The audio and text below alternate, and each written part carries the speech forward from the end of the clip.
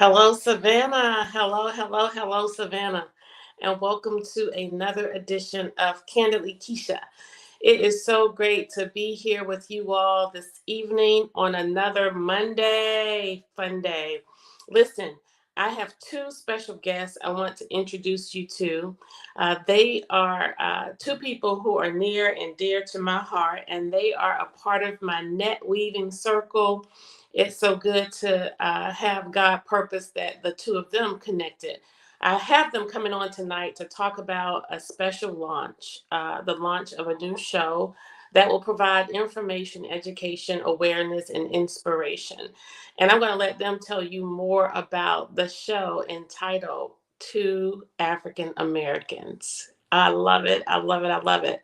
So without further ado, I want you to hear from local pastor of Radiant Church, Pastor Grimes, and the owner and facilitator of All Things Awesome via the School of Story as well as Abode. So, ladies, take it away. Take it away. Hello, Keisha. And Emra, it's always so good to see your face on the screen with me. You're muted. Delightful to be here with both of you. Thank you for having us. Very exciting time for us, and what we have just launched our first episode of our podcast to African Americans. Yes, yes. Okay, I so like who are the subjects of this podcast to African Americans? I see. Wow. I only see one African American before me. So tell me how we're going to break down that first barrier. How we're going to provide information and education for that first dynamic. Yeah. Well, it's actually kind of a crazy, amazing story. How, well, isn't it always when God has purpose and gets us to live that purpose, which we are. And the book we are also writing to this end, we share a lot more depth, of course. But as our first podcast launch, a little about both of us. So, Valerie, why don't you share your hello, and then I'll share mine, and then we'll put together how we came together. Absolutely. Two African Americans is centered around Imra and myself as we navigate our world. And the thing about it is, I am an African American woman who, I hope I didn't lose you guys. You there? Okay. An African American woman born at the height of the civil rights movement in 1967. And I actually was born exactly 4 months before Martin Luther King Jr. was assassinated. And so I have watched our world evolve around the treatment of people that look like me, that walk in this skin, that, move and operate as Black people, African American people, our whatever moniker we're going under at that particular time. And my father was a pastor, a Baptist pastor in the South. And so we had many civil rights icons that would come through our home. And the thing about it is we lived very close to Kandily Farm. And so it could be a Black person, or it could be a white person, that as long as they were, I don't call them allies. I say that they are standing with us in solidarity. They would come in and eat at our home. And so we knew the struggle of fighting for our rights to exist as American citizens. And so meeting Imra and hearing more about her story and starting to have a relationship with her, we recognized that we were two women moving and existing in a world that has not always been fair or equal or equitable. And so we've had some pretty tough conversations and decided we might need to share these conversations with others. And so, Em, you go ahead.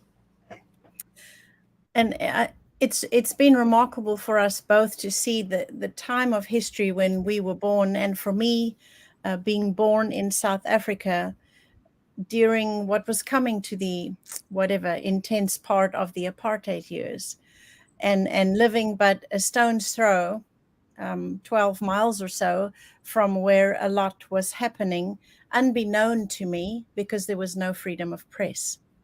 And so, obviously, for both of us, there are many details in our early stories, and how that were seeds already planted within us for this work that we are doing, and starting to do together now. So by the time I grew up in a hardworking, mom and dad protected little white girl, all girls white school, not knowing anything different, but feeling in my heart when I'd see anyone not live as comfortably as me, didn't understand it, but deeply disturbed. Not that we were super wealthy, but we had needs met. And then by the time I got married, and we moved to Durban, I was born in Johannesburg, South Africa. Apartheid there was not really happening, and the years were coming when Mandela was to become president, and I was very much aware of the conflict between the Zulus and the Xhosas, for leadership in the country. And caught amongst many of those skirmishes, my girls weren't raised seeing color at all. And we decided, my husband then wanted to move to the United States.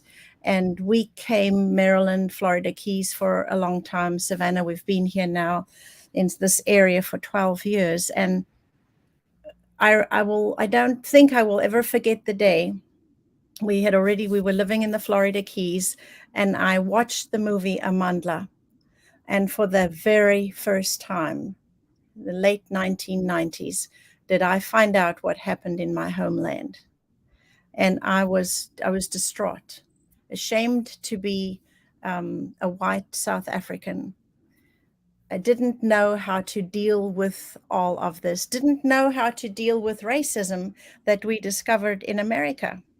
So because we had come to a place of forgiveness and living together, and we are very happy people in South Africa, no matter which culture we are from, and forgiveness was there, and moving forward was easy. And when we moved to this country, to discover that I was not liked because my skin was white, and I need to be careful where I go, and that there was so much tension here, it was an enormous shock.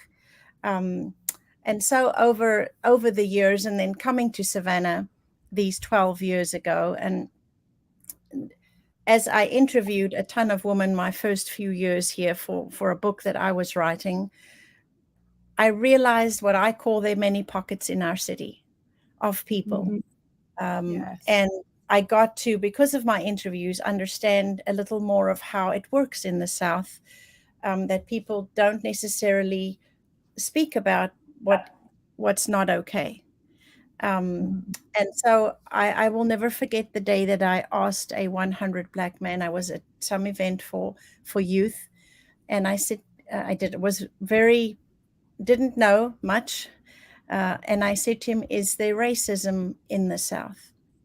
And he said to me, and I said, in this city. And he said, "Well, let me put it to you this way. There is a slave mentality." And I had no clue what he was talking about, but I made it my business to discover. And over these years, and as we are writing our book now and digging very deeply into the history of our city, not just African Americans and white, but all the other people, and why they came, and what happened to them when they came, and the deep sadnesses and the great strengths, and just the mix of it all. And then for Valerie and I to discover that we,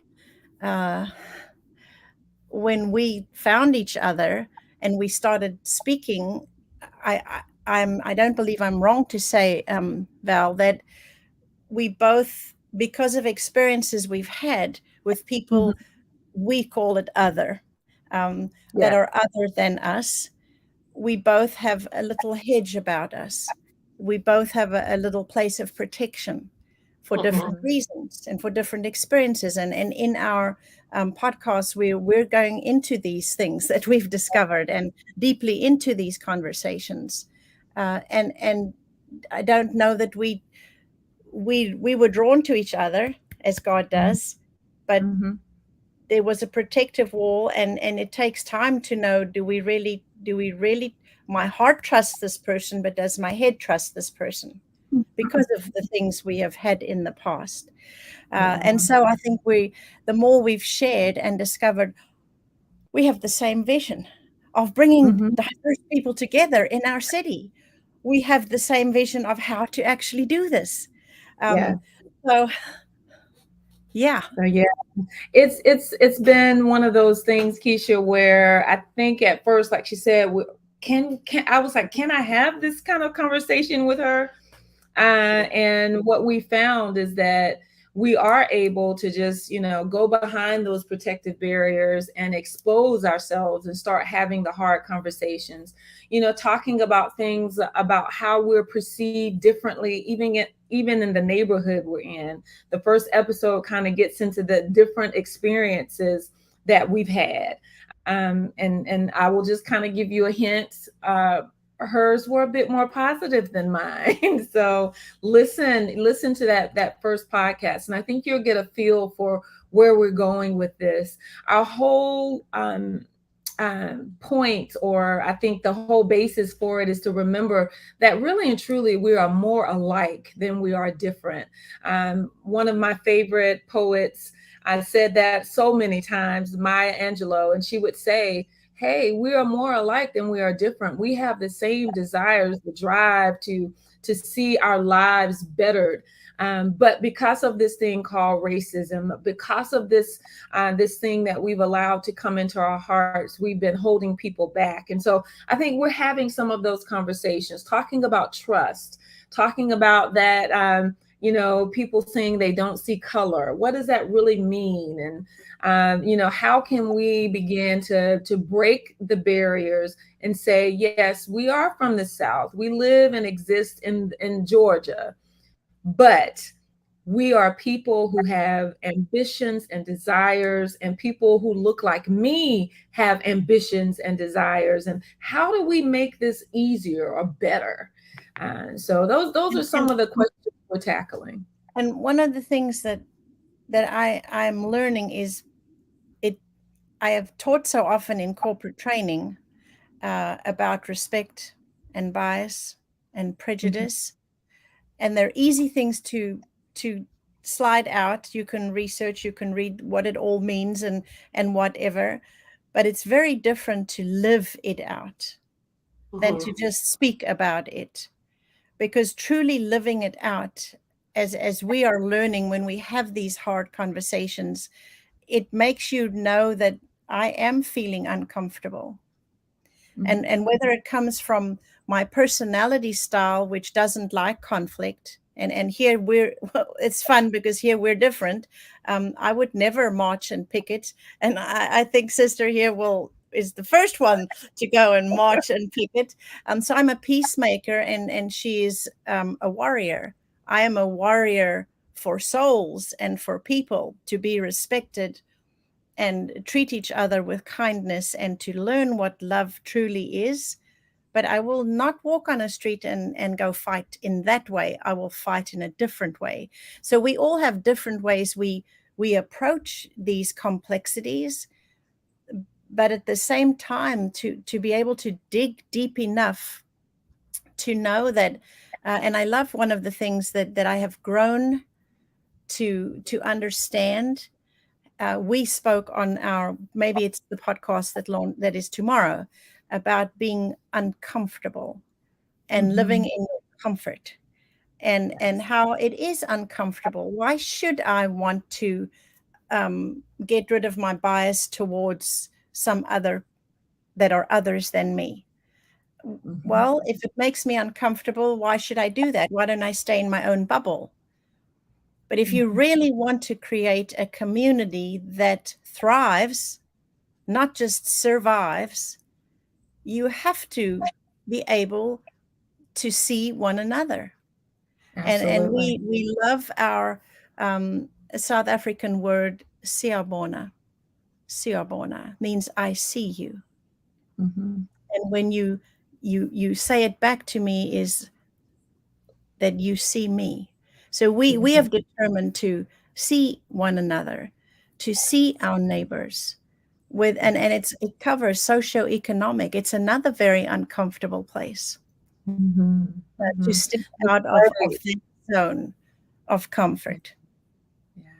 And And so you go ahead. these Go ahead. talks are very important. When I think about the purpose of your show and the impact that it could make, I think about just those tall talks, starting the conversation. Oftentimes, in conversation with people who are of different backgrounds or race or even gender, we say things casually and loosely, not recognizing that it's insulting or Mm-hmm. disrespectful. But for me, less than insulting, it's respectful. You know, people just want to be treated with respect. And that respect starts with words. Mm-hmm. Words have power, words have meaning. So it's interesting that you have that as a focus and a theme in terms of what we say to each other and how we say it. And I would imagine, Imra, you stated that you had to first trust Pastor Grimes with your head, but I think it's our heart. I think it's our heart that we often guard before our head, right? Because day to day, one on one, we can recognize straight away the value that we can glean from somebody or give to somebody. But it's those past experiences where we've had our hearts broken or we've had Mm-hmm. our heart shattered that causes us not to go all the way there. Like I can do business with you, but can I let my heart open freely to love again a person who's different? And you know, it's so weird when I think about race and ethnicity and gender, particularly on this common soil that we all live on. When we talk about differences, we're really not that different. Yeah. We're really not that different. And as I chart my course in this world of politics, when I tiptoe through the tulips of our community and the differences and the complexity of those whom I seek to serve, uh, Mm-hmm. it can seem very daunting when you give consideration to male, female, black, white, young, old, Democrat, Republican, gay, straight. But you know, there was a time where I just decided in 2019 when I charted my course for public office and I saw the tenets of the city's charter, and I learned straight away that the same goals and the same intentionality that I set forth to serve this community when it came to hunger and homelessness, when it came to senior services and youth services, when it came to serving victims of rape and child molestation. You know, I took the same approach. It did not Yes. matter. It did not matter because if Mm-hmm. you're hungry, I can't look at you as a Democrat or a Republican. If you have been raped, I can't look at you as black or white. If your child was molested, I can't serve you based on your political party or your sexual affiliation. And so I think once we remove that, and what I've been saying to people as of late, because the first thing people ask me who are deep seated into politics is, what am I running as? And I said, I'm Mm-hmm. running as a person who have a heart for Savannah and who There you want transferable skills to transform this community back to the place where citizens who were born here, raised here, grew up here, retired here can call her home. And Yeah. so I further acknowledge that a lot of times we put all of these isms in the way and all these divisions in the way, so that we are shifting our focus off of what really matters to us when it comes to our taxes, when it comes to crime, when it comes to issues related to the core of our community. If you're focusing on that, you're not focusing on the policies that this council is or is not setting forth. And so um, the whole notion of standing up and speaking out for community, I see this as a platform where you can use that to sort of help us navigate through these waters in this political environment, just helping to guide people to recognize that you have to be laser focused on the issue, and then we can deal with these pieces that are so important to us, just as human beings. This is Yeah. important. What are you most looking forward to in terms of um, your platform? Who will you have as your guests? What points would you like to make? Yes. And you just said it. I think the whole thing behind our podcast is that we want more people having these conversations, meaning that you feel comfortable working with, um, being a friend with, um, working on, taking care of people in your community, and stop seeing, sections, but to begin to see people. And that's, in fact, this next podcast, we're talking about that, that statement of not seeing color. And we're also talking about the statement of making sure that we're removing barriers for people. So tough conversations that we're having.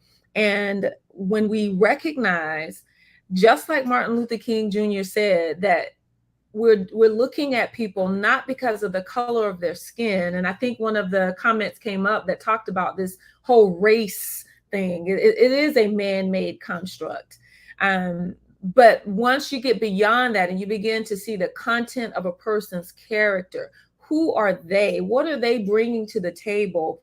And how can we work together? And that's what Em and I are really letting people know, that we are working together in an environment where, if I am feeling uncomfortable, I feel safe enough now that we can have those conversations, and we can pull down the mask, and we can begin to work together, because both of us, I consider both of us hope dealers.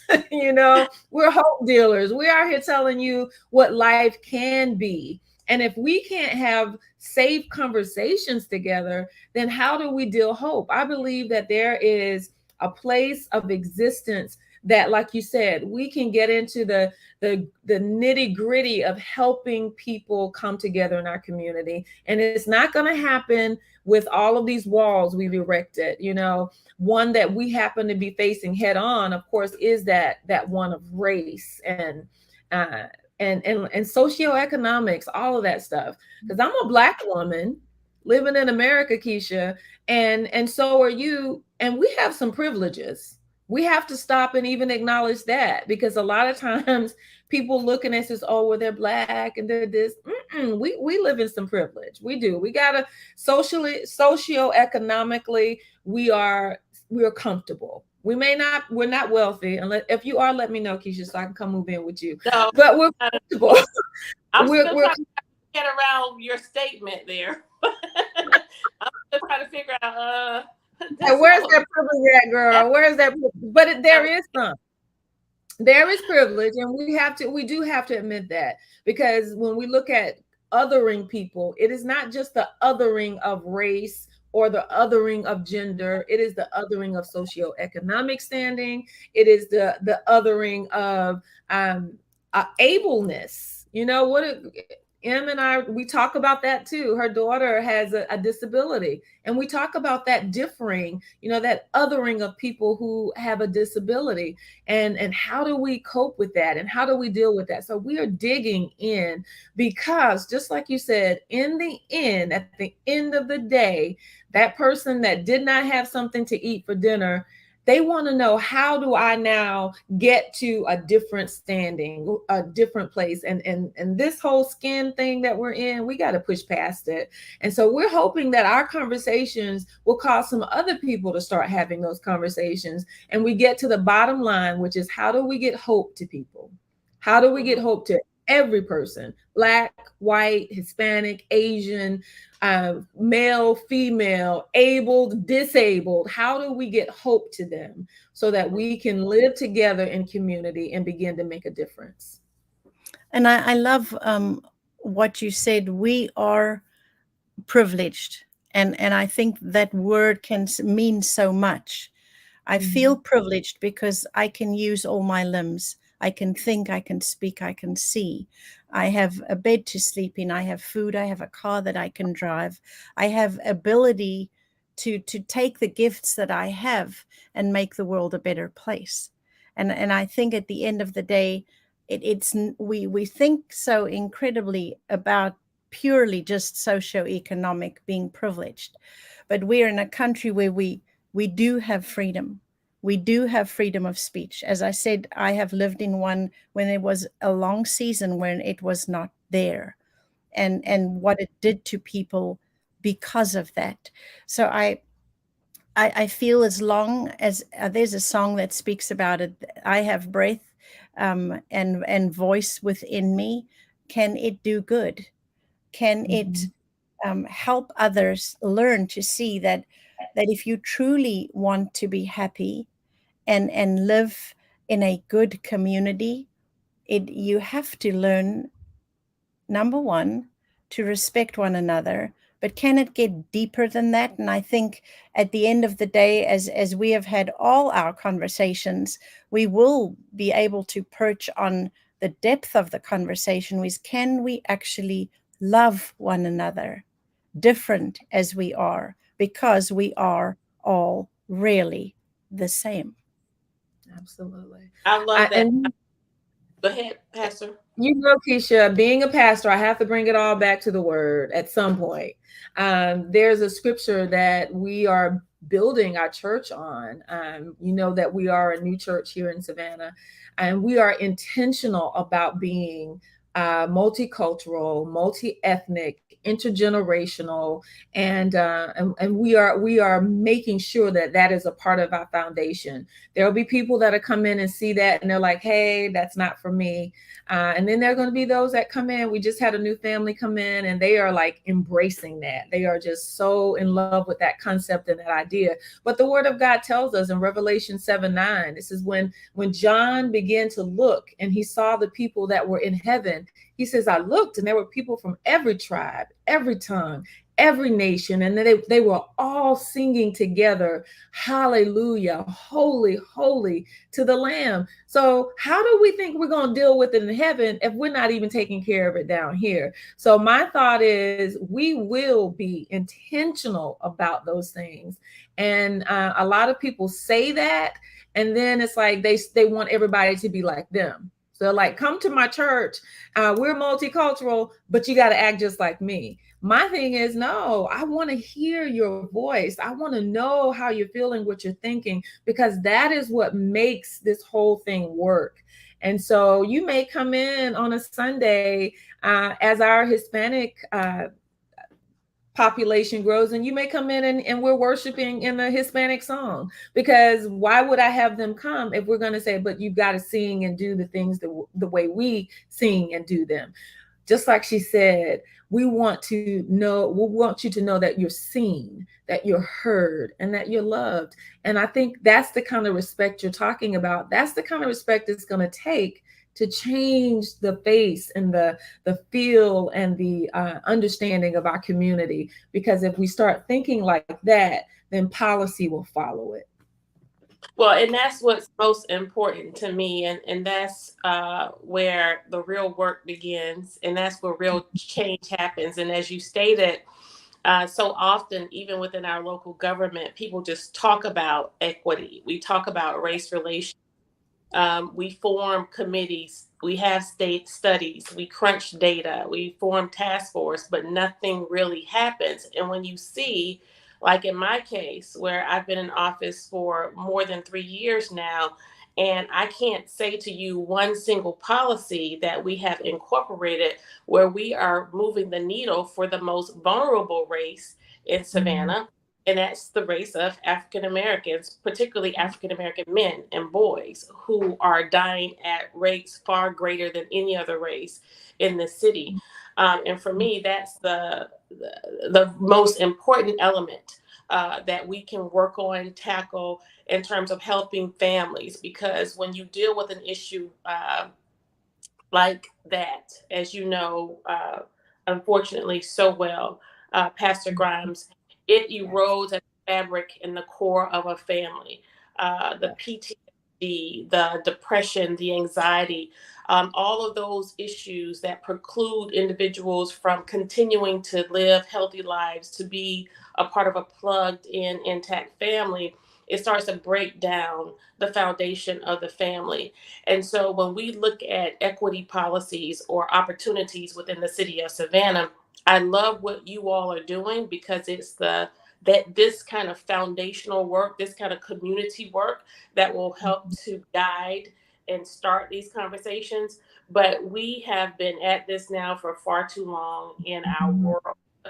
And it's time to start making shifts and changes where the rubber will meet the road and people can actually feel the difference. And the only way you feel difference in municipal and local government is through policy initiatives, presentations, ultimate passage, and adoption, right? And so, Absolutely. what does that look like in a city of Savannah where we have more than 600 permits, license for restaurants and bars in our city Mhm. that serve alcohol, but less than 10 of those 607, less than 10 are actually owned. And so that's an economic policy, that's a race relations policy opportunity. So when we're not engaging and when we're not tackling those type of dynamics, where are we with our housing policies, holding our housing authority accountable when you have more than 90% of the population who live in public housing African American, Mm. and we have nearly 60% of the units closed. Folks can't use Mhm. Section 8 vouchers. And then you have the other dynamic where I had a white female reach out to me and say to me, Keisha, between me and my husband, we have 4 degrees and I can't Mhm. find an apartment. I can't afford an apartment in Savannah. And so Mm. yes, you all continue the conversation, continue the talks, because you are going to help with the groundswell to help people ultimately get it. But when they get it, they have to understand and recognize that the policies that we will put forth, the policies that we will adopt, is going to help the whole Savannah to be okay. There's a saying that says, "When the big ship comes in, the whole tide rises." Right, and so we want the whole tide of Savannah to rise up with the least of those who have been underserved for so terribly long. Tell us, when can we catch the show and on what platform? So it pops up every Wednesday. So our last one was last week. I've got to see if it's on iTunes yet. But if you do go to our Facebook, Instagram, you will be able to see the links for them there. And shortly they'll be across all platforms, and not hard to remember, to African Americans. Yeah. Well, let's plunge over into the world of our Black media and all things relevant. I'm sure Mr. Hall would welcome you all with open arms on this platform. He's hosting over 25 shows right now. I don't Wow. have that. Probably going to get me because, well, just put it in the chat how many shows you're hosting, sir. But it's been this platform has been a blessing for me, because with my busy schedule, I can just show up usually 2 minutes before showtime, as you saw. And they do everything for me, and the engineers are exceptional. And it's just another opportunity to spread the word on a pre-existing platform with thousands of followers. So I'm excited about it. I'm excited. I've wanted you all on before now, but I'm glad you were able to commit tonight. And I'm looking forward to being a guest as well. So, Yes, ma'am. Yes, ma'am. We actually are looking to bring on guests that can speak into the different topics. So we will be reaching out to you. And I will say, I think it's the next episode, and we pre-recorded a couple of more episodes, but where we're addressing that whole thing about our young Black boys and young Black men and how they are viewed and seen. We're having that conversation, y'all. We're digging in. So come on in and listen, because I believe that the conversations precede action. But you're looking at two women, Kesha, who are not satisfied with just conversations. We know that we have to put our faith into action. And so we're looking for opportunities and ways to not just talk about it, but to be about it. So well, I will absolutely. definitely put y'all to work, ma'ams. You will be working. Thank you. Thank you. Thank you for having us. You have been delightful. Are there any upcoming events or special services at Radiant or Abode? Indeed, they always are. So every Sunday we have dinner church, so you can come and get a meal and listen to an inspiring conversation where it is like sitting around table with family. Some music, prayer time, talking, listening, growing, learning, crying. Um, it's an amazing experience. 11 o'clock every Sunday. And We have where I know where Abode is, but tell everybody else where Abode is. It's at 2204 Cedarway Road in Savannah. And Savannah. also, May 20, Saturday morning, we are having our Tea Time Stories of Savannah, and we will be gathering there 10 till 12. We have a fabulous speaker that will be sharing a fun bit of poetry. That will be one of our local poets in town, having some tea together, getting to know each other, being family, and building on everything we do, the same concept of bringing in diverse people to just become community and to be able to get to know one another. That's when you realize that you're actually all the same, and our differences are beautiful, and they Yes. make the world more colorful and richer. Yes. And I just want to say something too, Kesha. At Radiant on Sunday mornings at 11, like she says, we gather around the table and we do what we say, we have a meal and a message. We're a dialogical church. I'm one of those people, I tried that just standing up and preaching, and it wasn't who I was cut out to be. I know that there are people in the room that are smarter than me, that know more than me, and that, that God speaks to all of us. And so we generally have a moment in our message. I deliver the message, or whoever God has called, because like she says, we bring diverse voices before our congregation, but there's always questions and interaction. So when I say dialogical, there may be a question that I pose to the audience and give them an opportunity, the congregation, to answer and to talk about it from their point of view. Because like I said, we could be up there where I'm pointing my finger and telling you, or we can begin to do this together. And so we do church together. And so if you're looking for something like that, or want to just see, well, my goodness, what does she mean by that? Come on over, 11 a.m. 2204 Skidaway Road, Savannah, Georgia. We'd love for you to come and experience that. And M has International School of Story. She is collecting one-page stories for how hope enters your life. And it may be from the perspective of how God made the impossible possible. And so she's has these stories displayed and the artwork displayed. And when I tell you that my sister, there are stories from people in India, they're from Africa, from all over the world, because we truly believe that we are more alike than we are different. And so how can our stories inspire others? Because everyone's story matters. I Yes. I absolutely love it. I love everything about it. And I love the two of you. And I'm so glad that my paths crossed with both of you. I can pinpoint the moment and the time I met both of you. And it's not often that I, or probably anyone, can do that. But some pivotal moments in my life where I was making major decisions, and to see that that connection has um, exceeded beyond me, and the two of you have connected. So I feel like I did my job. I did my job. I did my job. We're looking forward to more great things. Thank you so much for joining us. And I will see you at Abode/Radiant sometimes in the near future. And keep the invitations coming. And if you will, take some time and put that information in the chat, please. Thank you, ladies. I appreciate you. Thank you for Definitely will having do us. that. Thank you so Yeah, much. not a problem. Listen, now I want to talk to you all about the latest and the greatest. The Keisha Gibson Carter for mayor campaign is still moving.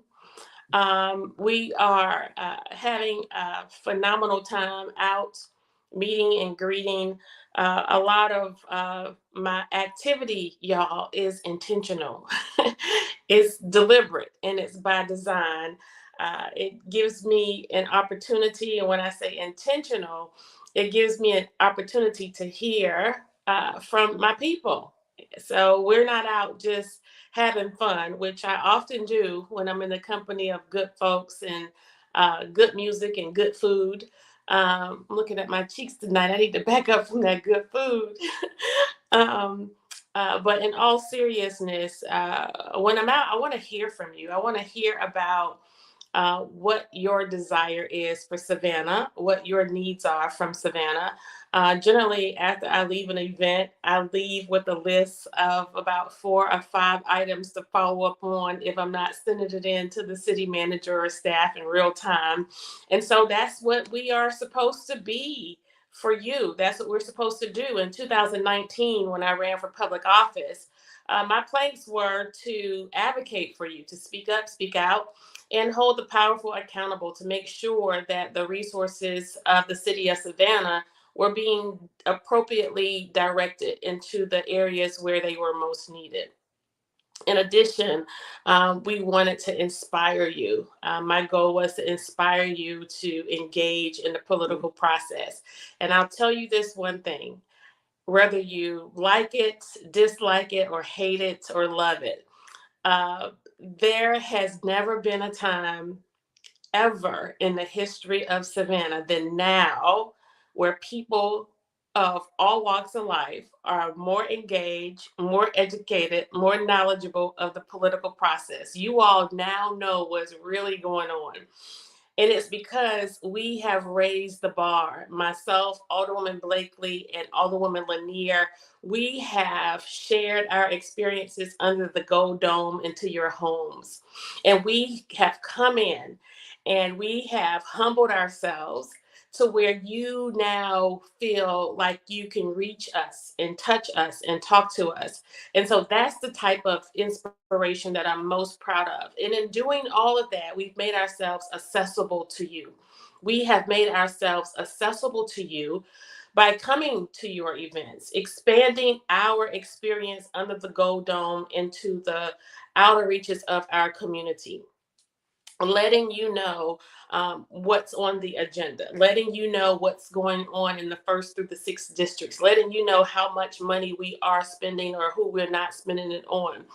We've done those things with regard to advocating for reduction in property taxes, having you not vote for a T-SPLOS, a transportation tax, helping you understand what the SPLOS dollars are used for and what they were not used for.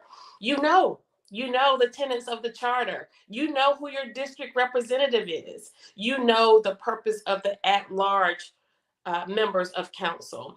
You know who the chair is. It's still me, y'all. I'm still the chair, but guess what? I don't care about that chair because I'm going to be your next mayor. And so, with that, we're here. We're here, and we have not done all of this work in vain, uh, despite the fact that we haven't made all of the changes that need to be made. And so, what we need you to do, we need you to send us back to City Hall. We need you to send us back to City Hall so that we can continue to work on what your desire is. I had the opportunity recently to present to a group of pastors. And in that presentation, I just made it real and made it plain. And I'm going to share that with you in another show, some of the dialogue we had. But ultimately, one of the pastors asked, well, what are you going to do when you become mayor? And I submitted to him straight away and said, that's the problem, sir. I said, that's the problem. And he looked at me like I had four heads. Uh, the problem, sir, is for far too long, the citizens of Savannah have looked to the mayor for what he or she is going to do. And that's why he or she have done nothing, because it's what they wanted to do or what they didn't want to do. And when we are starting from a place where we say, what are you going to do, Madam Mayor? What are you going to do? No. Because what I want to do, it may not be what you want for the first district. What I want to do in the fourth district may not be what you need in the sixth district. I can tell you that I'm smart enough, I'm intellectual enough to come up with 3 planks to a campaign. I can tell you that I want to reduce crime. I can tell you that I want to reduce poverty and homelessness. I can tell you that I want to roll back the millage rate and reduce property taxes. I can tell you that I want to increase programming for youth in our communities. I can tell you that I want to wake up the sleeping giants in each of our neighborhoods and offer more recreational outlets and activities and facilities and grounds for our youth. I can tell you all of these things. I can tell you what we need to do to make sure that everybody is paying their rightful share. I can tell you how I want to build and uplift small marginalized businesses. I can tell you all of those things. But is it what you want? Or do you want that in addition to something else? It is only when you allow yourself to think long enough, to be strategic long enough, to actually say it out loud or put it to paper. It is only then that you are able to hold me accountable when you've told me to do something. You've given me a charge. You haven't listened to a charge. You've given me a charge. And so for far too long, we have had leaders in this community, majority African American leaders that we've had in this city and in this county. Right now, the two most powerful leaders in this county, in this city, are two African American men who both live in the poorest, most underserved, underrepresented, most neglected district in this city and county. How's that for race relations? When each of them, with the stroke of a pen, can direct resources just like that. So, ladies and gentlemen, what I want you to now start doing is just pay attention. Pay attention to the obvious. Don't allow yourself to be sold a dream simply because of relationship, friendship, and kinship. It shouldn't matter whose church you go to or who's been playing piano at your church for X number of years, or who was over your child's youth program, or your daddy's principal when he was at Beach High School. That should not matter when it comes to your public safety, when it comes to your tax dollars, when it comes to wasteful spending. What should matter to you is that you are living in a community where you and your family members feel safe. That's the number one goal of a leader, is to make sure that their residents are safe and secure. And for me, secondly, it's to make sure that we're taking care of the least among us, but also for those of means, to make sure that we're not robbing you. We're not raising your taxes. We're not spending wastefully and passing on the cost to you. And so we need your help. We're going to take some time every week to express to you how much support we need. We crunched some numbers and turned in our first report for our campaign, and we are just under $7,000 or $8,000. We've had a little over $2,000-3,000 in expenses, and so we have a lot more coming up and a lot more to do. And guess what, y'all? I got a sign that we're going to win. I was feeling it for the last three weeks to a month. All of these signs were just showing me that we were going to win. What was the sign? They were stolen. That was the sign. The sign was my signs were stolen. So I thought, people don't steal folks' signs who are losers. Only winners are impacted. Listen, I'm going to ride this thing out. I want you to see. I identified one of the culprits after the news story that wasn't so well put together. But I'm grateful to my campaign manager, who is my husband. Many of you know Coach Carter, Coach Sam Carter. He is among the winningest coaches in the city of Savannah. And so he's been coaching me on council my whole time. And he is the head of my campaign as he is the head of my household. He is the person that I trust most with everything. And so we are dedicated, just as we have dedicated our lives and our families have sacrificed to community and social services. And so we're going all the way. You all are going to get an incredible first man. You're going to this will be Savannah's first Black man. Savannah's first Black man. He's all y'all's. He's all y'all's. So listen, I want you to go to my website. It is kgc68mayor.com. kgc68mayor.com. This is a grassroots campaign. I'm asking that you share that link with everybody you know, kgc68mayor.com. And if there is anything that I have ever done to provide support to you or somebody you know, or if my efforts on council are pleasing to you in any way, we need your support. We need your support. And so I'm asking you to pledge any amount by clicking on the donation link. And that's kgc68mayor.com. Go to that link. And I want to say to those of you who have generously donated, I cringe every time I get a donation or a check from somebody because it's like, oh, I hate money in politics, but I got to do it. I got to do it. I'm so grateful to each of you. I'm so grateful to each of you for your support, for your dedication. And I know in these times it's very difficult to give freely for something like politics. So we thank you for your sacrifice.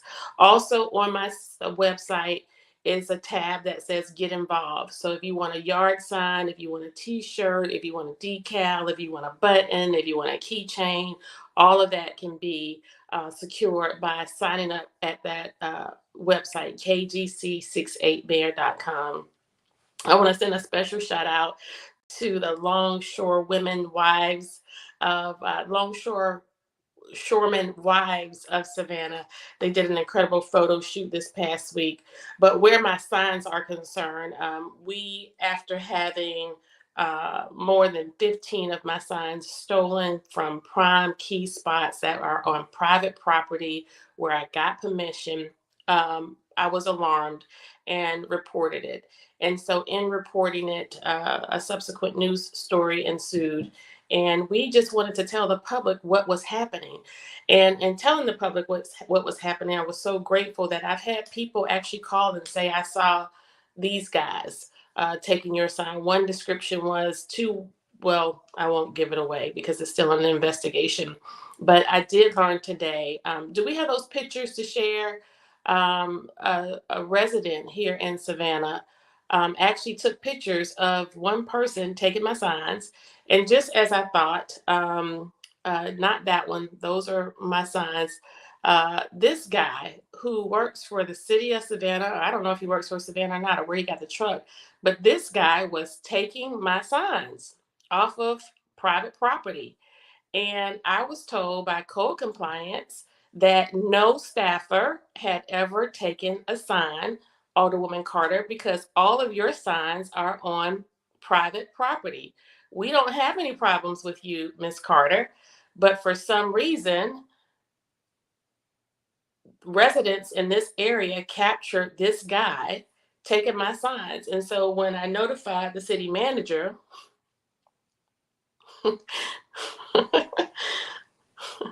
He said to me, "Oh, that was somebody from Park and Tree.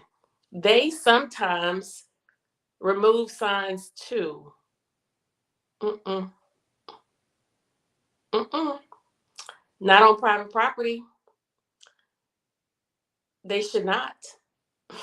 And I don't ever recall Park and Tree staffers removing political campaign, not 4x4s on stakes that are drilled into the ground. I also learned that a business owner who allowed me to affix my sign on their property was also cited by code compliance for a building violation that was so frivolous and far-fetched. And when I asked for the 311 report that triggered the violation, or the citation, I should say, I was told that there was none. And that there was none because the code compliance officer just happened to be driving through the neighborhood that he or she had been driving through for many months previous to the campaign and never cited the property. It was only cited once my sign was there. And my sign was also stolen from that location. And to further add to the complexity and lunacy of everything, I was ultimately told today that my sign that was being removed by that city of Savannah worker, can you flash those again? Apparently, it was moved by accident.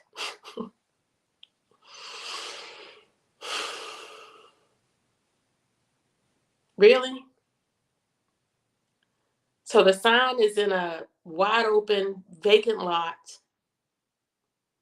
where I have permission, and this guy had nothing else better to do but to go over and remove the sign. So this is the part of the story that the media left out.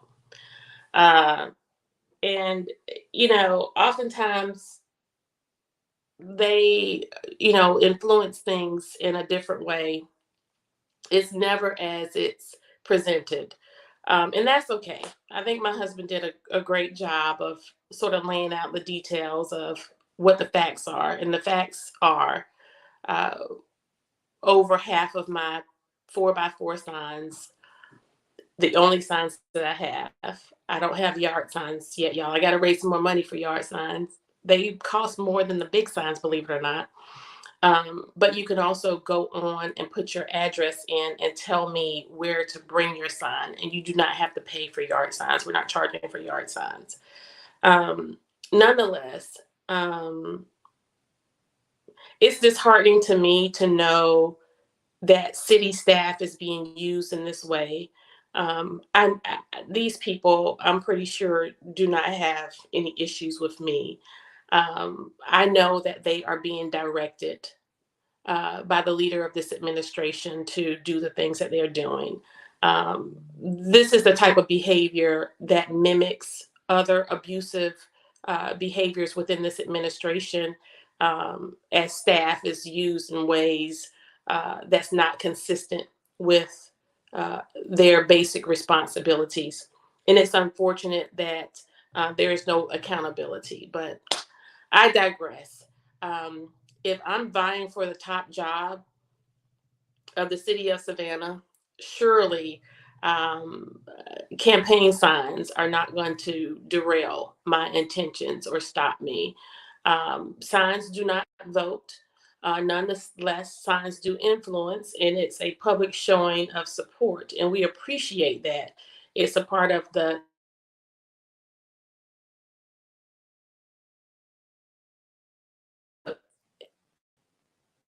it's a part of the democratic process that we are afforded.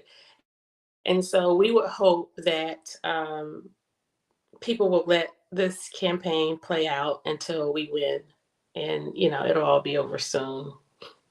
Listen, I love you, Savannah. And we're looking forward to continued service. And we may do a special report on this whole dynamic, because the more I hear, the more I'm told, I'm like, did you really just tell me that out loud? You think I'm supposed to believe that? Don't you know I'm going to be the next mayor of Savannah? You can't just tell me what I want to hear. We have work to do. Listen, y'all, I love you. Have a good night.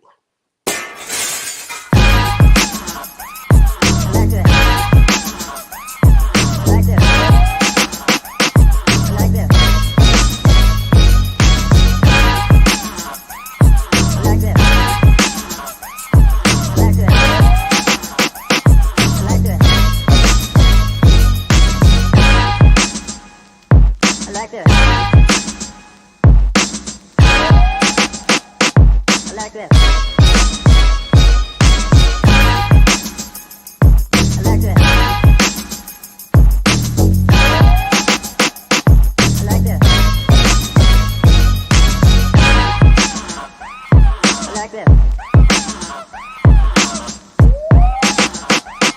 like that.